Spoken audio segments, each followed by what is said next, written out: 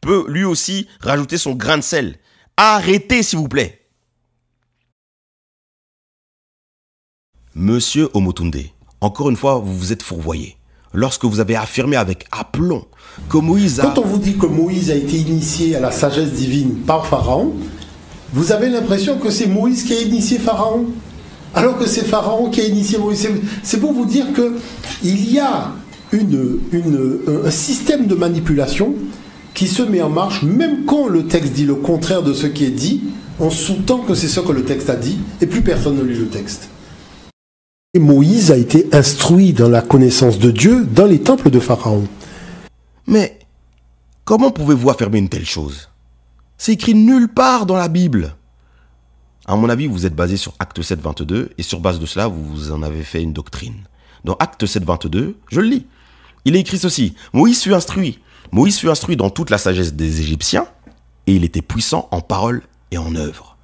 Mais ça, c'était avant qu'il ne rencontre Yahweh dans le buisson ardent. Dans Acte 7, en fait, c'est Étienne qui fait le résumé de toute l'histoire d'Israël. Donc là, on est dans le contexte du livre d'Exode. Et je vais passer à Acte 7, 30 à 31. Et il est écrit là, et 40 ans étant accomplis, l'ange du Seigneur lui apparut dans le désert de la montagne de Sinaï, dans la flamme d'un buisson de feu. Et quand Moïse le vit, il fut étonné de la vision. Donc, il y a eu 40 ans entre Acte 7, 22 et Acte 7, 30 à 31. C'est-à-dire entre le moment où Moïse est parti en captivité et entre le moment où Dieu l'a rencontré dans sa captivité. Donc, il y a eu 40 ans qui s'est écoulé.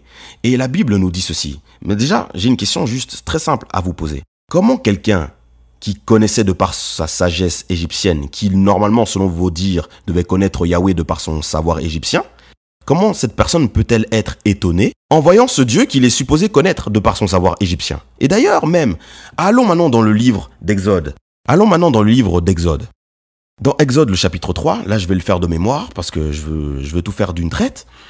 Il est écrit que, vous allez voir vers le verset 10 par là-bas de mémoire, vous allez voir que quand Dieu va se présenter à Moïse, Moïse va lui demander son nom. Il va lui demander son nom et Dieu va se présenter. Il va dire « Je suis celui qui suis ». Va leur dire que celui qui s'appelle « Je suis » t'a envoyé. Mais comment quelqu'un qui est supposé connaître Dieu, le Dieu de la Bible, va lui demander quel est son nom? Il y a un problème, monsieur Omotunde. Avouez-le, il y a un souci. C'est tout à fait logique. Il y a un problème. Donc Moïse ne connaissait pas ce Dieu-là avant que ce Dieu-là ne se révèle. Et en plus, je vais encore aller plus loin. Je veux aller beaucoup plus loin parce que là, monsieur Omotunde, là, vous avez touché à la parole. Et à un moment donné, lorsque quelqu'un attaque, comme je vois que personne ne se lève, je me suis dit, je vais me lever. Écoutez, dans Exode 4, 10, déjà, je veux prendre le contexte. Moïse est parti en captivité pendant 40 ans parce qu'il avait tué un Égyptien, alors que Moïse était justement voué à un très bel avenir en Égypte. La Bible même nous dit que voilà, ce devait être un gouverneur en Égypte. Il était promu à un très bel avenir. Sans doute à la couronne égyptienne, je ne sais pas. Voilà. Mais en tout cas, il était auprès de la couronne égyptienne. Et effectivement, Moïse était quelqu'un de très instruit. Parce que je ne suis pas en train de dire que les Égyptiens étaient des idiots. Non. Mais ici, on parle de spiritualité. C'est différent. Quelqu'un peut être très intelligent, mais être spirituellement malsain. Vous voyez ce que je veux dire? Oui, je dis bien ça, ça va choquer tout le monde. Oui. Alors, regardez dans Exode le chapitre 4 au verset 10, il est dit « Et Moïse répondit à Yahweh, « Hélas Seigneur !» Ça c'était toujours dans le contexte du buisson ardent, après que Dieu lui ait demandé de faire telle ou telle chose, après que Dieu lui a assigné une mission précise. Voici ce que Moïse dit. Donc là on est vraiment dans le contexte de Acte 7, 30 à 31. Là on est vraiment dans le contexte de Acte 7, 30 à 31 au moment où Moïse rencontre le Seigneur dans le buisson ardent. Alors Moïse répondit à Yahweh, « Hélas Seigneur, je ne suis point un homme qui est ni d'hier ni d'avant-hier la parole aisée, ni même depuis que tu parles à ton serviteur, car j'ai la bouche et la langue empêchées. » Et Yahweh lui dit, « Qui a fait la bouche de l'homme? Qui rend muet ou sourd, voyant ou aveugle? N'est-ce pas moi Yahweh?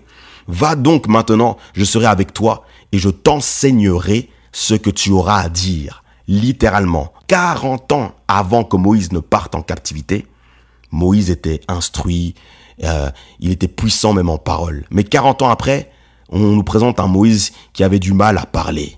Il dit qu'il n'avait pas la parole aisée, alors que avant on nous disait qu'il était puissant en parole et en acte. Et Dieu lui dit, mais n'est-ce pas moi qui rends muet ou sourd? En fait, par là, qu'est-ce que vous devez comprendre, monsieur Omotunde? C'est pas une interprétation. Moïse était voué, c'était comme un homme politique en Égypte. C'était quelqu'un de très élevé. Donc, il pouvait parler à la population égyptienne et tout le monde pouvait l'écouter.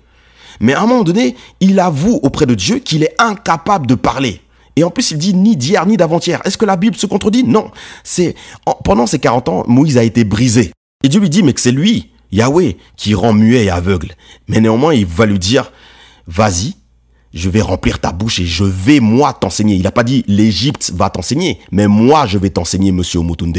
C'est écrit. Donc, lorsque vous affirmez que Moïse a connu tout son savoir sur les connaissances égyptiennes, c'est faux, c'est une abomination et il faut l'affirmer haut et fort. C'est faux. Parce que Moïse était incapable de parler même au peuple. Il avait la langue empêchée, c'est écrit.